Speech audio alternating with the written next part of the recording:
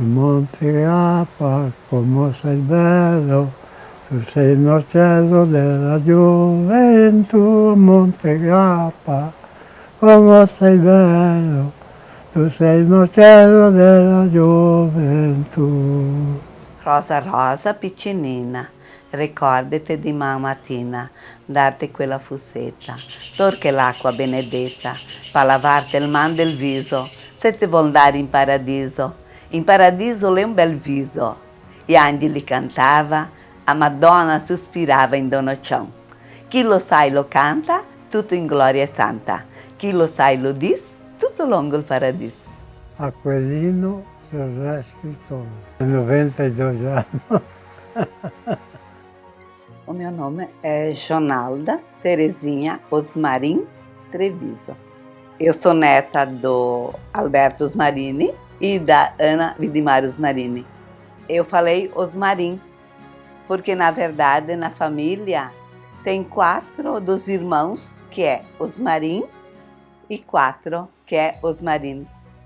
Engano de cartório. Eu nasci aonde tem a igreja Nossa Senhora de Fátima hoje. Bem lá naquele lugar era a casa da minha mãe e do meu pai. Luiz Carlos Treviso. Meu nome é Elza Vicari Moreschi, tenho 76 anos, filha de Luiz Vicari e Maria Osmarine Vicari, nascidos todos aqui.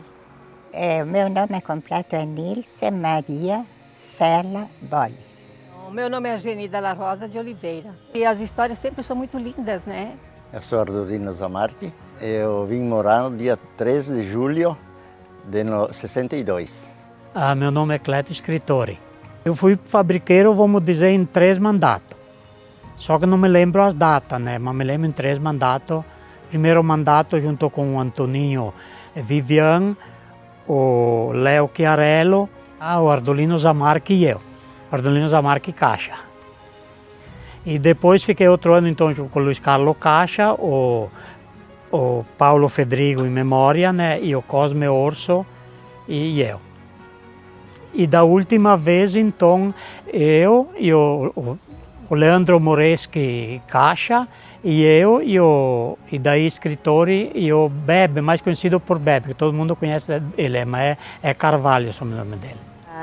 Eu me chamo Lourdes Vincenzi Julian e eu estou aqui para revelar uma graça que eu recebi de Nossa Senhora de Fátima.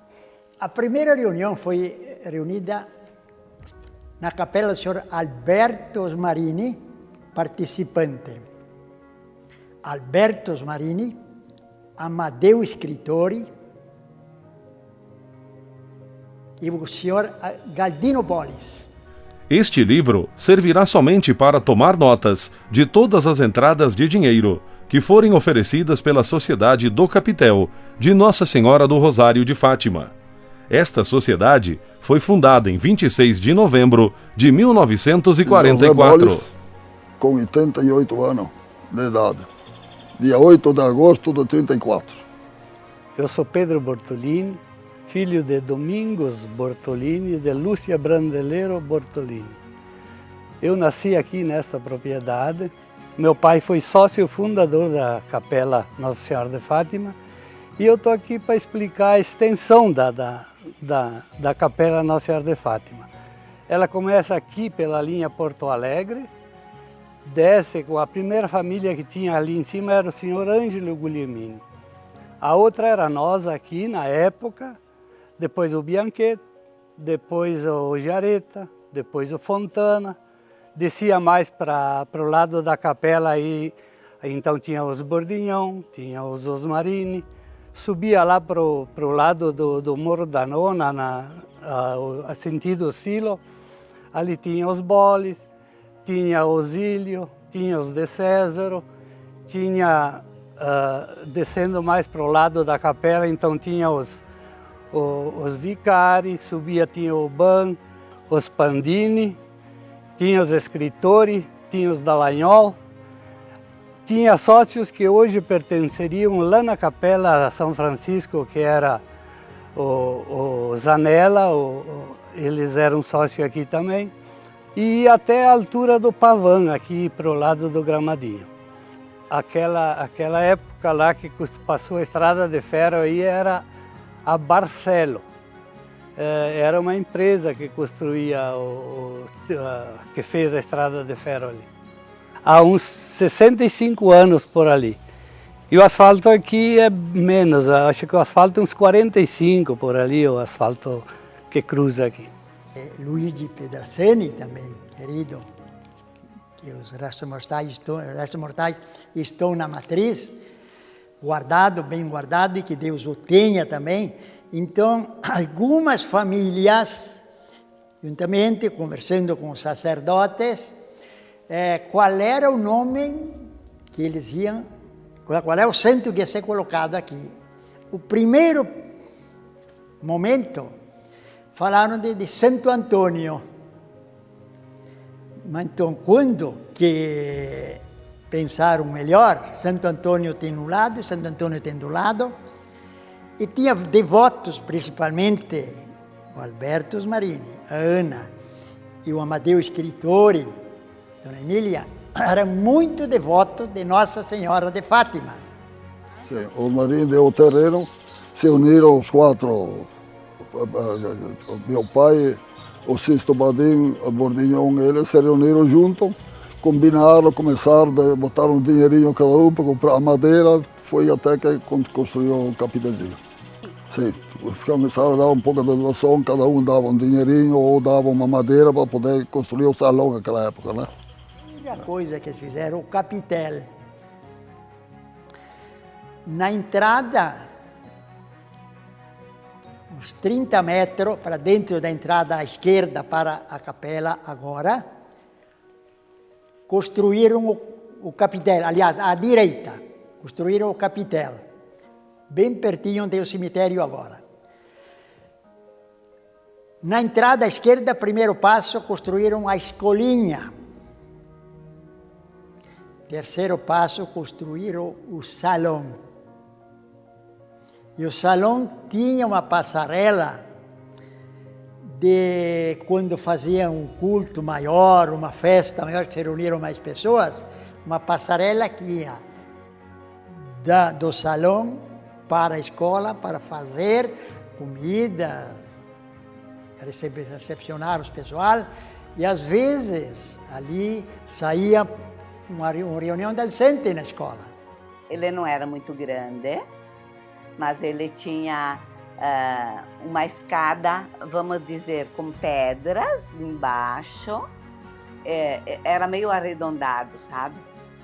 E depois tinha um patamarzinho, e depois tinha uma escada que subia para entrar no capitel. Porque na frente, o capitel ele era alto, mas lá atrás ele era no chão praticamente, porque o terreno era inclinado. Então lá na igreja tinha que na minha cabeça, 5 fileiras de bancos para cada lado, um corredor no meio, e também tinha um espaçozinho nas laterais. E depois lá na frente era fechado porque uma vez a gente ia comungar, tomar a Eucaristia, a gente se ajoelhava lá na frente. Eu não sei se vocês lembram disso, mas a gente ia enfileirado, depois ia, se ajoelhava, né? E recebia a hóstia lá naquele lugar. Então lá em cima tinha o lugar para o padre, vamos dizer, tinha uma mesa, né? Onde que ele celebrava a missa, mas era de costa para nós. Eu me lembro que era de costa para nós, não era de frente. Então tinha lá na parede a mesa, né? E tinha uns vasos de flores e assim, Nossa Senhora. Eu acho que umas 40, 50 por ali cabia. Porque, vamos dizer, quem podia sentar, sentava, até os mais idosos. O restante subia ali do lado do padre, onde tinha espaço nas laterais, no meio, no fundo da igreja também, né? Aquela igrejinha ficava lotada, né? Eu não fui muito de cantar, mas nós tínhamos pessoas maravilhosas ali que cantavam, né? Tanto da família Guglielmini, da família Scrittori, as Vicari também. Porque passei uma doença que se chamava de bobina, que enchia tudo o corpo, sal, saía tudo para o corpo e enchia. E meu irmão morreu com essa doença. Ele tinha 21 anos quando ele morreu. E eu passei aquela, mas fiquei 6 meses sem botar um grão de sal na boca. Com aquilo que eu tive a graça de melhorar tudo, eu fiz a promessa de pintar o capicé. Capicé com calcina azul. O pai comprou a imagem e veio de Itália. Me mandou vir. Comprou e pagou e deixou na capela. Rezava bastante o terço, missa, fazia Semana Santa, fazia, como é que se diz, a procissão da Semana Santa. Tinha uma que a dona Ana Marini tinha, mas eu não me recordo o nome, que ela cantava sempre aquela oração. Quem sabia cantar aquela era os filhos dela, só porque era uma música muito italiana, muito tempo que eu cantava. Vago a letto, col mio angelo perfetto, col mio angelo bianco, col Spirito Santo, col mio angelo mangiole, col nostro Signore. In letto andarò, levare non so. Vorrei raccomandare l'anima mia, che sia sempre Beatissima Vergine Maria. Vago a letto, no sunto levarte grazie di Dio, vole dimandar e confissão, e comunhão, e olhos santi, em nome do Pai, do Filho e do Espírito Santo. Amém. Terça no domingo só. Depois do almoço, umas 2, 3 horas, tinha Ana Marini, que era santa, não Ana, devia ser mais santa, que rezava muito. Todo domingo ela dava o terço para nós, e depois ia jogar bola. Todos os domingos a dona Ana convidava o pessoal para vir rezar o terço, vir rezar o culto. E muitas vezes, se não tinha o culto aqui de manhã, eles tinham a empresa Leal, ela oferecia um ônibus, que era dos próprios filhos, do marido, para levar as pessoas daqui até a matriz, todos os domingos, para rezar e não cobrava nada. O salão redondo foi feito quando foi desmanchado o salão comprido e a casa ali de cima. Então foi feito o redondo, depois do salão foi feito a igreja.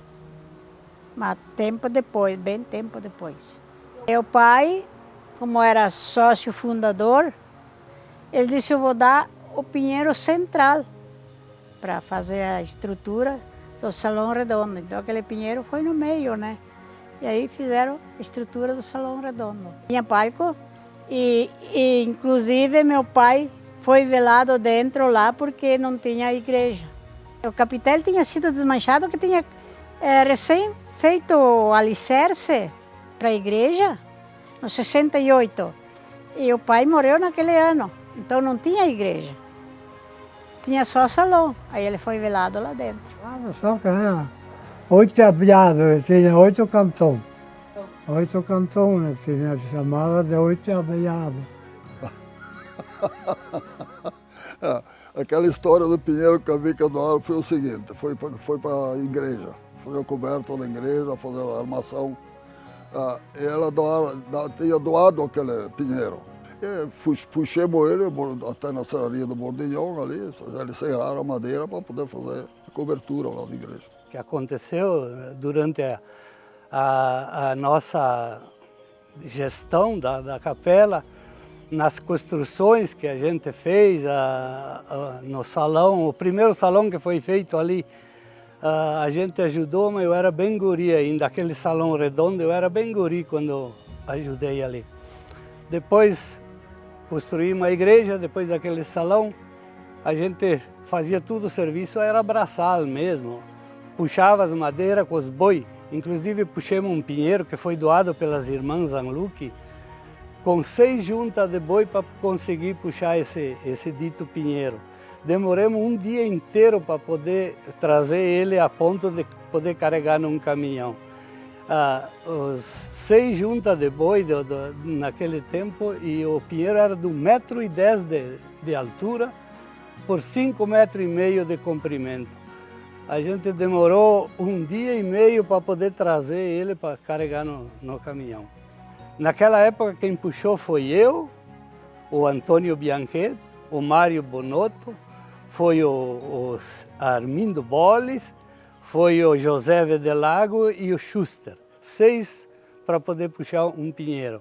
A nova imagem que está aqui atrás de mim, muito linda, foi doada pelo pai do padre Francisco Lolato.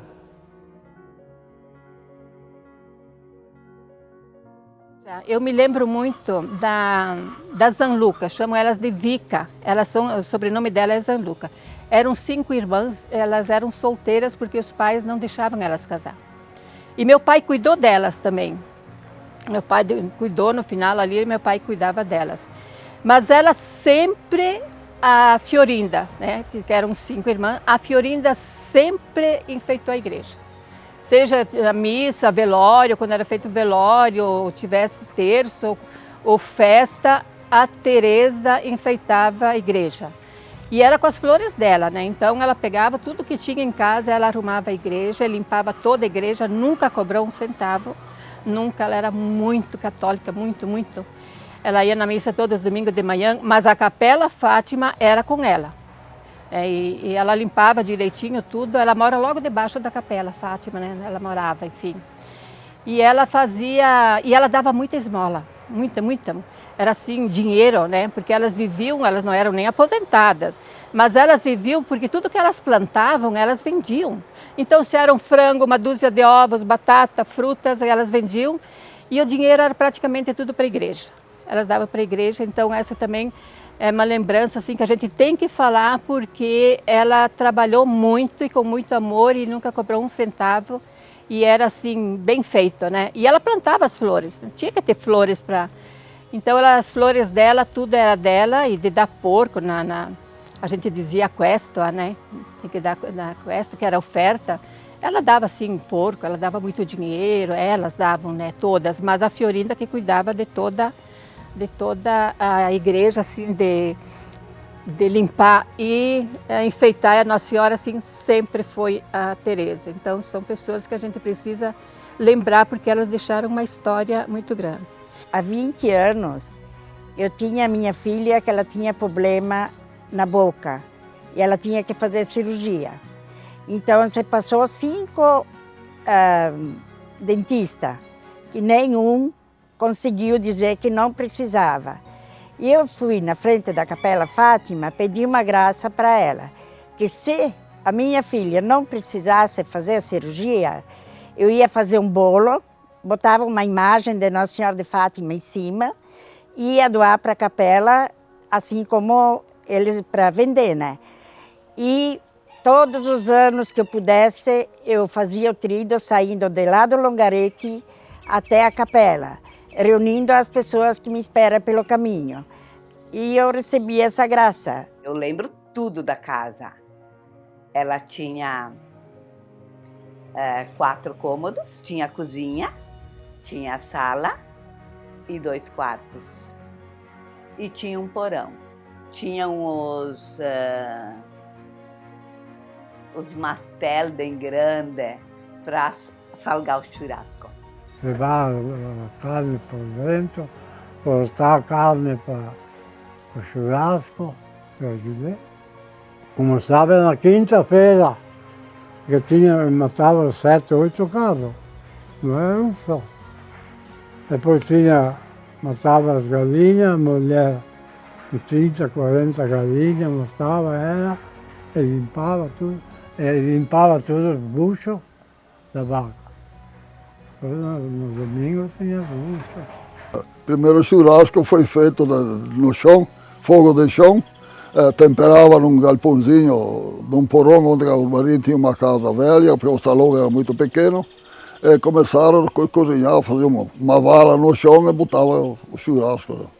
Muitas vezes você matava até 10 cabeças de gado, numa festa, né? Naquela época era 300, 500, 600 quilos de churrasco, não é igual agora que tem pouca coisa. Quem podia ficar no salão, os outros eram no potreiro, embaixo das árvores, pichavam uma cobertinha, levavam uma comida de casa e ficava junto lá fazendo a festa. O espeto, pegava 4 ou 5 sócios, tinha aquele que salgava a carne, depois ele espetava a carne, os caras mesmo que espetavam ia levar para o fogo, cozinhava, cuidava para ela não se cozinhar. Né? Cuidava um sócio, onde que tinha mato, que tinha mais capoeira, onde tinha mais espeto. Naquela época tinha que ser espeto de farinha seca, que não queima. Então, 7, 8, 1, 10, 8, levava, todo mundo levava espeto, né? É que era verde, né? Depois tu tem a carne, tu deixava meio longe, não botava mesmo em cima do fogo para queimar, né? Comprava lenha, um cara que fazia, tinha que ser lenha de ajico, lenha boa, né? Era machado, naquela época machado, e foice, não tinha motosserra. Então, todo pedaço de metro, depois a gente, quando queixava, botava mais fina embaixo, botava lenha em cima, botava um pouco de caroseira e dava fogo. Aconteceu na inauguração da igreja, a gente esperava, vamos supor, 100 pessoas, e veio 200, viu? Veio muito mais gente do que...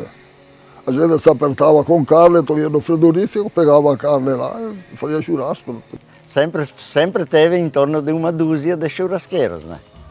Então tem a equipe prática para venda de churrasco e tinha os práticos para vender o churrasco, para cobrar a carne e também os práticos para assar a carne, que é o ponto principal, né? Mas sempre teve em torno de 90 a 100 pessoas trabalhando nas festas. Entre cozinha, churrasqueiro, rifa, em tudo que era setor, né, dava em torno de 90 a 100 pessoas, né? Pisoteado no chão e é melhor que agora. Tinha cerveja, vinho, cachaça, negócio, tinha quase tudo isso. Que nas festas era feito tudo à mão, imagina, começavam quarta, quinta já, né?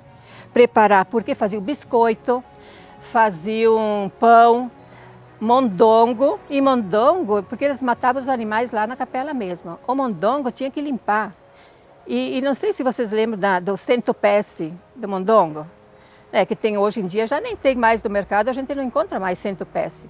Mas é aquele pedaço, né, do bucho que é todo cheio de tirinhas, assim, né? É muito gostoso, a parte mais boa que tem é o centopece. Só que para limpar aquilo lá tinha que abrir uma por uma, sabe? É tudo como se fosse umas tirinhas assim, né? E limpar uma por uma, e era bastante, né? Então tudo numa mesa com água quente e a gente com uma colher raspava tudo no meio porque tinha que tirar tudo.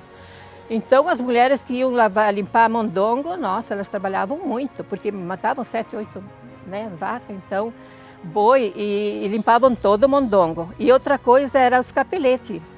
Né? Hoje em dia já não se faz capelete, bem de vez, algumas capelas fazem ainda para os padres, né? Algum padre que não come churrasco e tal, então ele toma sopa de capelete. Mas na época a festa tinha que ter o capelete. Então matavam as galinhas, faziam os capeletes, faziam o pão, faziam os biscoitos, limpavam o mondongo, então era muitos dias trabalhando. E a Zenaide Guilhermini, ela ficou anos e anos e anos, sempre ela cozinheira, sempre ela que coordenava, que tomava conta, né? Que sempre tem que ter alguém responsável. A Zenaide Guilhermini, ela foi fundamental assim na capela Nossa Senhora de Fátima. Ela trabalhou por muitos anos, depois vieram outras, hoje é a Inês Escritori. Mas na época eu me lembro da Nona Osmarine mas mais da Zenaide Guilhermini. Mesmo doente às vezes, né? Mas ela sempre participava e nunca ninguém cobrou nada, nunca, tudo se fazia com muito amor.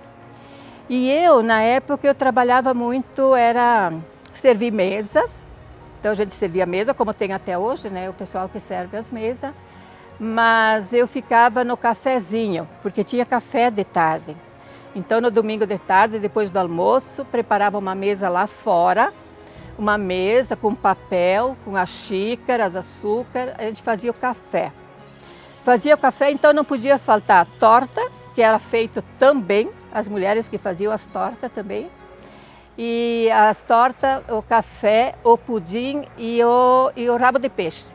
O rabo de peixe é um creme de laranja e a forma é em formato de um peixe, com as escamas, tudo, né? A forma.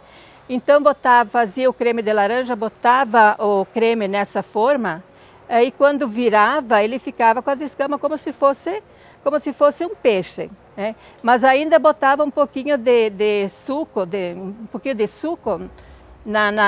do rabo para baixo, assim, para ele ficar um pouquinho vermelho, sabe? Peixe. Então faziam também o rabo de peixe, era sagrado, também era uma sobremesa que era sagrada.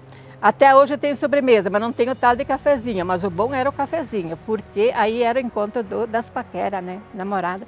Eu me lembro que quando eu ia, me arrumava super bem, né.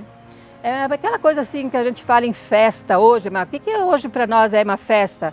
Hoje é um casamento, uma janta chique, não, na época só tinha as festas de capela. Então eu ganhava roupa só nas festas da Capela Fátima, né. Eu ganhava sapato novo da mãe, né, sapato. Roupa nova era para a festa da Capela Fátima. E então me botavam eu e um rapaz, era um casal que servia. Mas aí era o encontro das paqueras, os namorados que iam lá e tomavam café. E então, na época, era sempre homem, né, que pagava, né, convidava. Então, era muito joia, muito legal ali, porque a gente via os papos daí, né, e nós também paquerava. Então, o nosso paquera também estava lá tomando café várias vezes por dia e tal, né. Então, é uma coisa, assim, muito gostosa, né, e o café da tarde, até eu propus na última festa, para a gente voltar a fazer o café, sabe? Servir o café numa mesa lá fora com os doces e tal, mas não deu certo. Mas era muito legal, porque ali não dava pessoas de mais idade, eram os jovens, né? Os paqueros, os casais, os namorados que iam tomar café ali. E outra lembrança que eu tenho muito forte é do meu pai. Por dois motivos. O meu pai jogava bocha muito. Meu pai sempre foi jogador de bocha e o prêmio é a ovelha, né? Era uma ovelha. E ele cansou de ganhar a ovelha e devolver para a igreja e ganhar de novo. Só que no final ninguém queria jogar com ele porque já tinha certeza que ele ia ganhar, né? Que ele ia ganhar o jogo. E ele sempre jogava bocha e ganhava. E outra coisa que botavam ele sempre no leilão. No leilão, até hoje tem leilão, né? Então hoje tem, por exemplo, a torta do Grêmio, do Inter, né? E na época não era torta do Grêmio Inter, mas era bolo, pudim, né? Mais pudim assim. E meu pai bebia lá pelas tantas, né? Depois do almoço eu já estava bem alegre. E ele gritava. Meu Deus, como ele gritava com aquele pudim, né? No meio das mesas, no meio do pessoal. E ele vendia, insistia, enchia tanto o saco que era sucesso, né? Ele vendia vários, leiloava vários pudins lá e bolo. Mas a gente ficava assim, a gente não gostava muito, né? Nós da família, porque ele gritava muito. Ele gritava e a gente sabia que ele gritava, fazia toda aquela bagunça, porque ele já estava com um trago a mais. Mas era a alegria de todo mundo, né? Era a alegria dele. E que se deixasse fora, eu acho que ele ia ficar muito chateado, então as pessoas botavam, porque na capela é assim, aquele que é churrasqueiro fica anos e anos, a cozinheira é anos e anos, e por causa da prática, da experiência, enfim. E o meu pai, então a história do meu pai era essa dele gritava, e vendia, e fazia ria, e fazia festa, implicava com um e outro, e assim ele vendia, leiloava os pudim, as tortas, né, dele, então são umas lembranças bem interessantes, assim. E também tinha a oferta, né? Torsula questo, diziam. Torsula questo, então, os fabriqueiros iam, tinham umas pessoas escaladas para ir nas casas, em todas as casas, e pedir uma oferta. E na época era bom porque eles davam farinha, davam porco, davam galinha, então a galinha era para fazer a sopa, ou a farinha era para fazer os bolos, biscoito, então tudo era bem importante, ovos, tudo que davam era bom. Agora então a gente, nesse último ano, nós paramos porque o pão a gente compra, né? Não precisa mais fazer as tortas, tudo a gente praticamente compra pronto. Então a gente deixou. Mas assim, tem muitas pessoas que dão ainda, eles acostumaram, né? Então eles fazem as doações assim, e é uma capela assim bem... Eu sempre digo que eu não conheço as outras, né? Mas eu admiro muito a nossa comunidade da capela, assim, o pessoal que trabalha, o prazer deles trabalharem, assim, de fazer com amor mesmo, é muito gratificante. Laranjinha. E quando que se tomava uma daquelas, tá louco, em vez agora ia procurar tampinha, depois entortava a tampinha e jogava com a pedra do chão. A gente trabalhava na capela, eu aos 7 anos já andava a cavalo e o pai me mandava sempre eu para ir fazer as compras para a capela lá no centro da cidade, que não tinha mercadinho aqui. E daí a gente ajudava bastante lá. Trabalhamos muitos anos na capela. O pai foi fabriqueiro muitas vezes, o pai e a mãe. E nós, crianças, ia na festa para aproveitar um pouquinho, mas pouca coisa porque não se tinha dinheiro, né? Se partia de laranjinha. 5 Maria, não sei se você sabe o que é. 5 Maria joga com uma mão só. 5 pedinhas. Bota aqui em cima, virar e pegar 5. Mas se tu pega 2, vale 2. Vai de novo até que pega 5. Depois tem outro jeito no chão para jogar. Jogava muito isso aí. De bolija. Não, foi de baixo para cima, foi completo. Começou embaixo até em cima. Esse aqui é o último aqui. Sim. Esse aqui. Eu trabalhei no pedreiro, construí o salão. Negócio de tábua, de pinheiro, para fazer o salão, a cobertura, para fazer o coberto, para fazer tudo, o resto que precisava tudo para fazer o salão lá. Tinha de 5,5 metros que precisava mais comprida para fazer as tesouras. Aquela dizia Icaibre, não era tesoura, viu? Aquela mais curta para rodeada para fazer o resto, né? Tinha trajeto diferente. Quando era com madeira comprida, tinha que ir para a cidade. Então era 4 quilômetros a mais. E quando era curta, porque não dava para fazer a curva para subir, então a gente vinha para o travessão, a gente poupava 4 quilômetros de viagem. Saía de manhã lá para 7 horas, voltava 1h30 da tarde.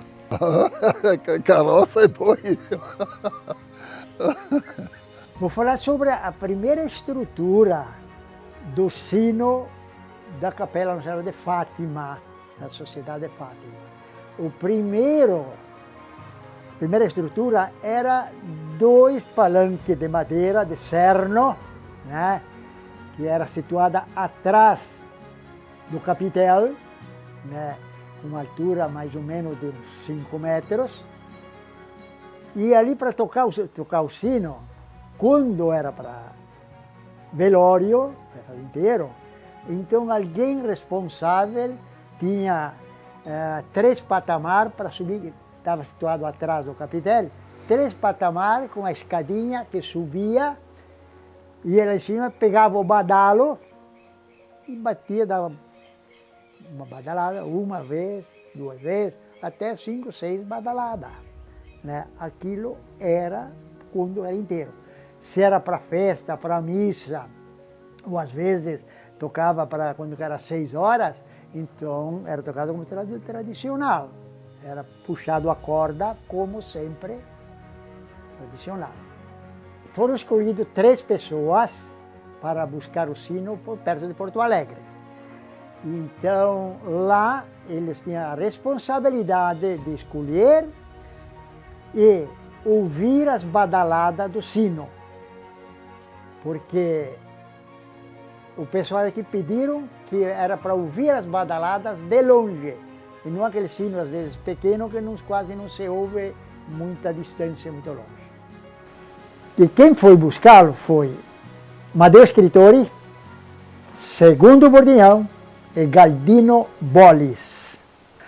Pela Nova Escritura, então a História na Estrutura, segundo o Pedro Badin, ele me contou que ele era o responsável, ele e o Luiz Osmarini, os dois mestres de obra, e o restante era o sócio da capela que ajudava para construir. Bom, por começar, chegou o cimento, descarregaram no Salão Redondo. A estrutura embaixo é na fundura de 3 metros de fundura. E todo inteiriço, com a sapata e os postes que subia, toda inteiriça. Por isso que ele está firme e garantido. Foi construído depois da igreja. Depois da igreja. Eu lembro que o sino foi construído depois, em função que tinha que ter uma madrinha para cortar a fita do sino, né? E ficou a minha avó, a Ana Vidimar Osmarini. Ela tinha um sonho, ela queria cortar a fita, né? Então, quem cortava era quem doasse mais, uma esmola maior, vamos dizer, né? Então, de que forma que eles doavam, eu não me lembro. Mas devia ser tudo secreto, né? Doava para alguém e esse alguém depois chamava quem seria a pessoa que ia cortar a fita, né? Então a avó que cortou a fita e depois ela tocou o sino. Estava faceira ela, vejo ela tocando hoje. Bem faceira que ela estava tocando o sino. E ela que era a madrinha, que é a madrinha do sino novo. Joguei bastante. Tem até as fotografias do futebol. O campo era ali perto da igreja. Mas agora é aqui mais profundo. A cidade era um campinho pequeno, se jogava lá. Tinha um sinaço. Jogamos até em Marau, fomos jogar. A oitava da 7ª filha. Nós jogamos muitas vezes juntos. Tinha o Marini que jogava, tinha o Pandini, a Zara Rosa, eu. Eram 2 irmãos, 3 irmãos nós jogávamos. Tinha embaixo, tinha a bodega, negócio. Nós sobrava em cima, tinha o salão de baile. Nós não tinha banda. O tempo do o meu pai sim tinha banda. No centro da cidade ele tinha banda e orquestra. Mas esse cara, ele era um tal de Guerino Mafassoni, cego. E ele aprendeu a tocar gaita com o meu avô. Daí ele tocava junto com meu pai. Eu não cheguei a tocar junto com ele. Eu tocava gaita, meu irmão tocava gaita, o pai tocava clarinete, o pai tocava trombone, e meu irmão tocava pandeiro, bateria, que nós éramos 3 irmãos, e o pai que tocava. Para poder fazer negócio de almoço, comida lá dentro, né? Fazia capelete, fazia massa, assim lá dentro. Logo debaixo do capitel, então tinha a escola e aquele barracão comprido.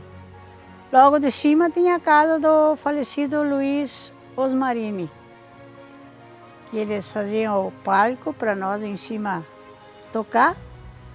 E depois, por fim, um domingo de tarde, encheu de gente e caiu o palco com nós juntos.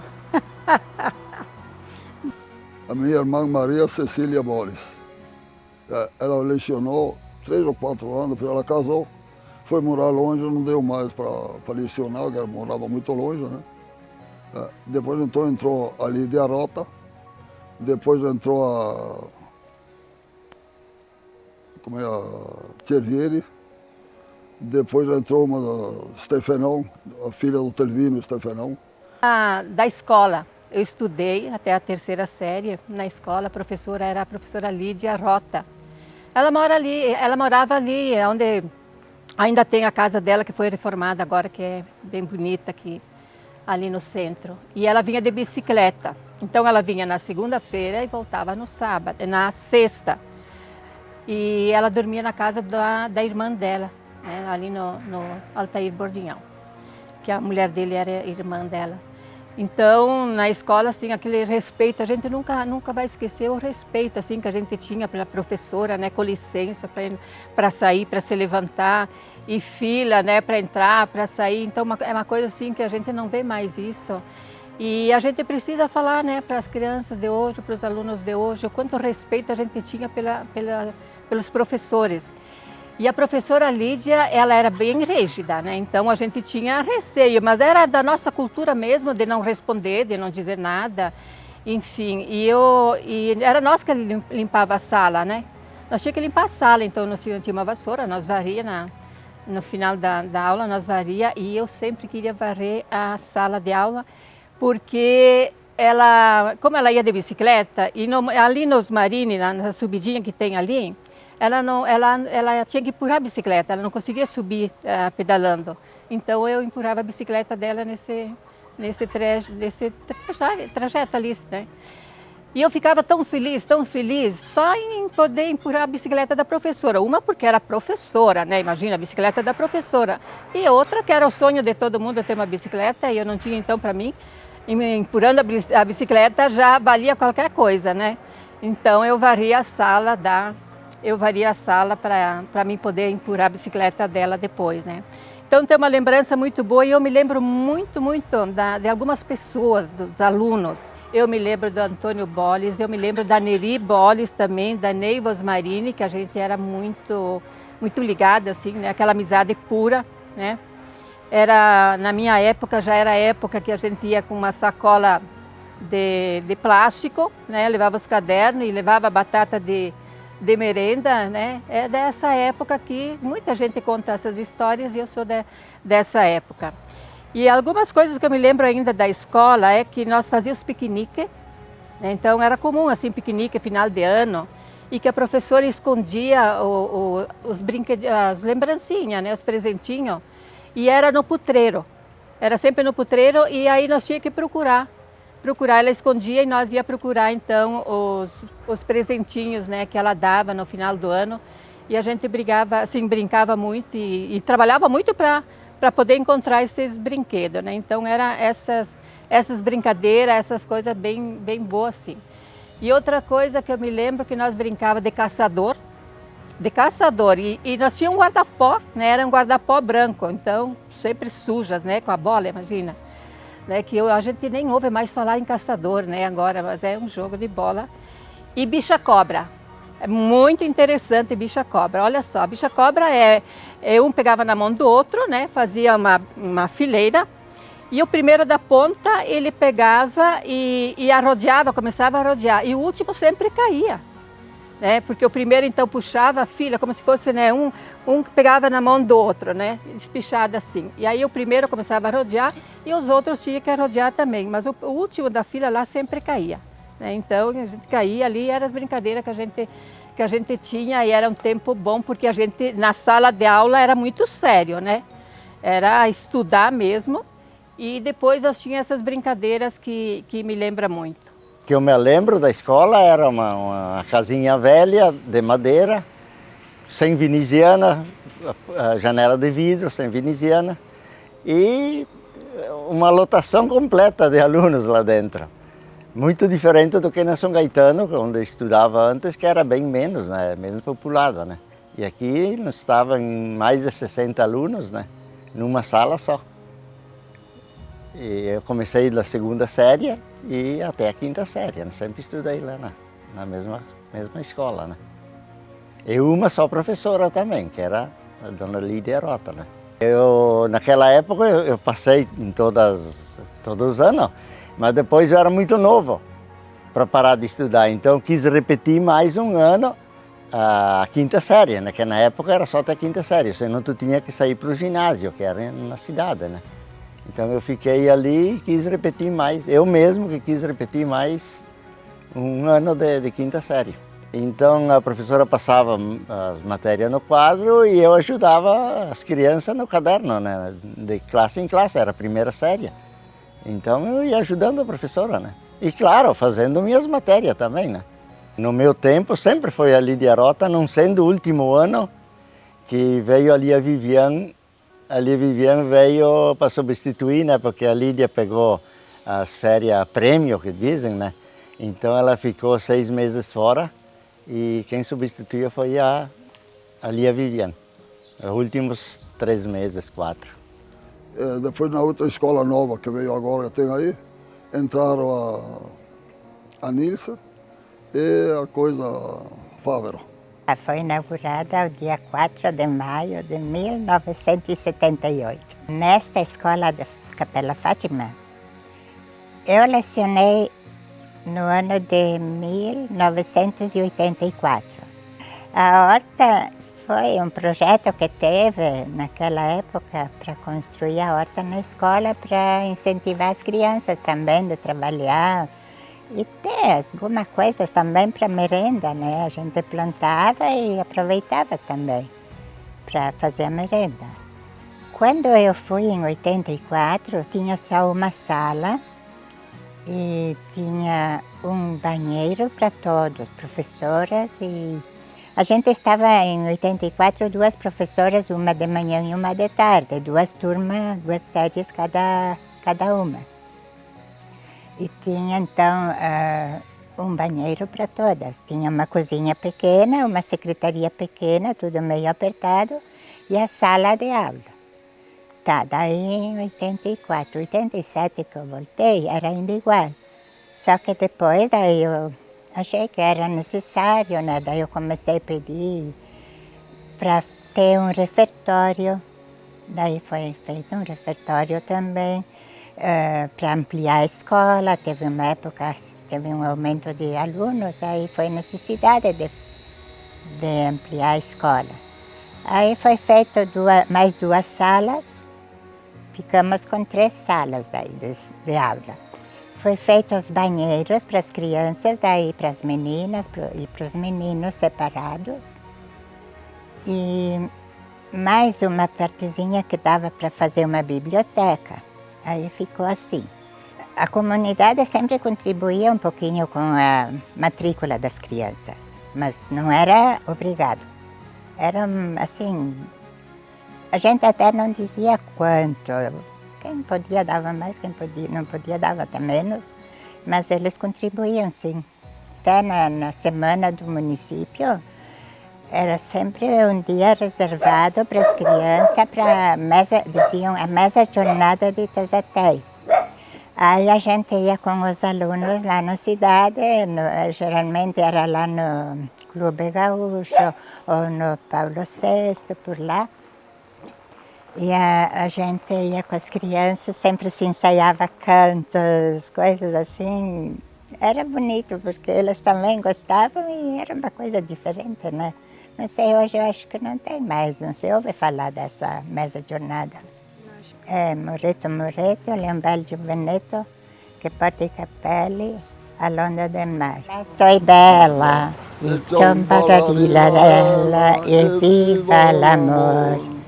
Solo mi basta che la sia bella, il ciambararillarella e viva l'amor. A terra do meu pai era pedreira. Nós trabalhava, tirava laje, pedra, a pedra lá no redor da Praça da Oliveira, vendo lá, na torre também, porque embaixo da terra tem a mesma altura que de fora tem pedra, embaixo da terra, a mesma altura que tem de fora. Toda pedra de 40 por 60, 50, conforme ela vinha, né? Tinha o Pedro Marini, filho do Alberto Marini, que levava com o caminhão. E vinha lá embaixo carregar e levava aqui. Tudo lá abaixo, tudo lá abaixo. Eu, Albino Vidimar, tinha o gando aqui, tinha o Olímpio Gando, a Pele Gando, e 4, 5 que trabalhavam. Eu tinha 5 pisos o moinho. Tinha cilindro, mola para moer milho, descascador de arroz, tudo que pertence ao moinho. A pedra era 1 metro e pouco. Levava o trigo para pegar a farinha, levava milho para moer, arroz para descascar. A maioria era de cavalo. Naquele tempo lá, condição não tinha, ou de cavalo ou de carroça. Eu trabalhava com livre em volta para a colônia, pegar milho, arroz, feijão, o que pertence na colônia. Com carroça, 2 mulas. Yeah. Eu fiz 5 anos aquele serviço ali. Ernesto Macari, Angelo Pan, Germano Vidimar. O moinho andava com água, quando tinha água. Quando não tinha, então, tinha uma máquina, fazia fogo da máquina, tocava o moinho com a máquina. E nós, lá no fundo, levava a lenha ali no moinho, para pegar os pilas, né? Naquele tempo não era que nem agora. Tinha um cano de 80 mais ou menos, mas tinha 40, 55 metros mais ou menos de cano no tronco para passar água. Porque aí era a carola grande, aqui eles tocavam no milho. Igual que essa aqui. Era 1 metro e pouco para moer o milho. E lá, se não ia, filó, tinha que vir. E não passava uma noite. Comia amendoim, pinhão, pipoca, e botava tudo no chão. Não é como agora você cai uma casca no chão, tudo no chão. Ferrado, volta, filó. Terço a gente ia nas famílias quando levava a capelinha. Quando era de noite o pessoal se mandava. Acendia um fechinho de ripas, daquelas ripas de telhado que fazia uma vez, escândole, que quer dizer. Fazia tudo de ripinha, amarrava num pau e ia para o potreiro. Ia fazer serão e ia rezar. Quase todas as famílias a gente ia. Primeira vez que eu fui fabriqueiro, a capela completou 50 anos. Só não me lembro, só olhando nos livros de registro, né, em que ano foi. Mas foi no ano que eu fui fabriqueiro que completou 50 anos. Naquele ano veio o padre Simoneto. Voltou o padre Simoneto, que tinha saído do país, né? Ele voltou naquele ano. E os fabriqueiros, então, era o tesoureiro Caixa Luiz Guglielmini.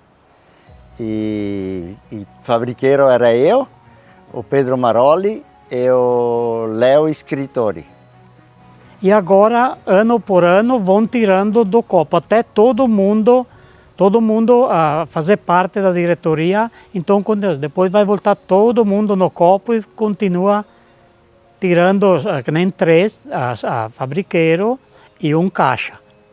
E eu fiquei, então, agora a fabriqueira no ano de 2022, e aí a gente queria fazer alguma coisa, né, para mudar, alguma coisa de novo na capela, né? Tem que inovar, tem que apresentar alguma coisa, assim nós entendíamos.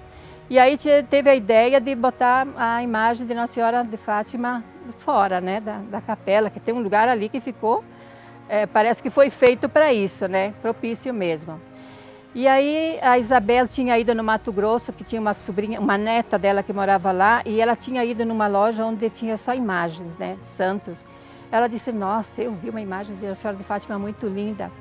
Ela falou, eu vou ver se eu consigo o contato e vamos atrás, vamos ver o que vai dar. E ela procurou, teve o contato e a mulher disse sim, ela falou, nós trabalhamos com isso e tem uma loja em Soledade. E aí já nós chamamos uma arquiteta, né, para fazer, porque a gente não tinha noção. A primeira coisa foi falar com o padre, né? falar com o padre para ver se ele deixava. Ele falou que sim, que não tinha problema nenhum. Aí nós fomos atrás da arquiteta, ela fez um desenho, não cobrou nada, né? O Danilo de César fez o altar ali, né, para colocar ela, também não cobrou nada. Nós fomos atrás e deu certo. E então nós tínhamos que buscar a imagem lá em Soledade. Nós fomos lá em Soledade, fomos eu, a Isabel e a Cláudia Zanquim, as fabriqueiras, né? Então nós estamos no domingo de manhã e nós dissemos que nós íamos chegar em torno de 11, 11h30 por aí. Chegamos meio-dia e a loja estava lá, o pessoal estava esperando nós. E no que abrimos a porta, assim, a imagem estava bem no ladinho assim da porta. Foi muito emocionante. A gente se emocionou muito, sabe? A gente se deu de cara com ela, assim, né? Linda. E a gente trouxe ela no carro, né? E depois aí nós colocamos ali tudo, deu tudo certo. E foi muito emocionante, assim. E uma dos motivos da gente fazer também era que as pessoas iam lá e botavam um ramalhete de flores, alguma coisa na porta, né? Porque só abre no domingo a igreja. E eles botavam uma florzinha na porta, né? De vez em quando a gente encontrava. E aí pensamos, vamos colocar aqui, aí colocamos os bancos, tudo, né? Então foi muito emocionante o dia da inauguração também, que foi missa campal, foi muito lindo, assim. Né? Então a gente ficou bem feliz, assim, porque o pessoal gostou. A comunidade gostou, né? Todos gostaram, então o padre também achou bonito. E a gente ficou feliz porque nós fizemos uma coisa que agradou a todo mundo, né? E as pessoas que podem ir lá, sentar, rezar. Subedor de la montaña, subedor de la montaña, subedor de la montaña per venire al sonador. A mattina buon'ora son là per ascoltare le campanelle. Giammai in lungo alla vita le ho sentiste sonar così belle. A mattina buon'ora son là per ascoltare le campanelle. Giammai in lungo alla vita le ho sentiste sonar così belle, coi recini d'argento e i cavei fatti a dressa. Buon'ora Marina suonava de messa, coi recini d'argento e i cavei fatti a dressa. Buon'ora Marina suonava de me.